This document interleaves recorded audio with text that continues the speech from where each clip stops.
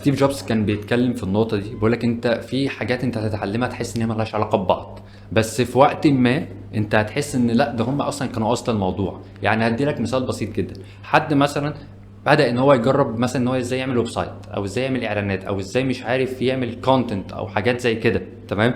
هو اتعلم حاجات بسيطة عن الموضوع ده بس مشى ايده فيها. لما يجي يفتح مثلا بيزنس او اونلاين سيرفيس او الكلام ده كله، بدايته هيكون يعني هيقدر يبيلد الايدنتيتي بتاعته والكلام ده كله، ويبيلد الموضوع ده بالفيجن بتاعته هو.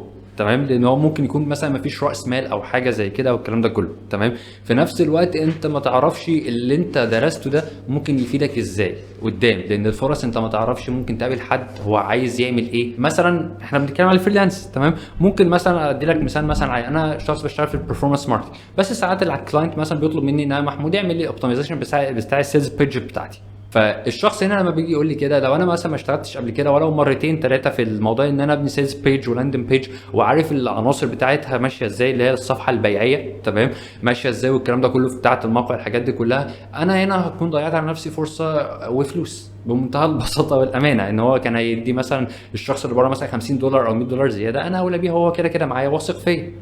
فاهمني؟ فمفيش حاجه انت هتتعلمها هي مش هتفيدك، لا هتفيدك، بس انت ما تعرفش هي هتفيدك امتى. مظبوط، صح.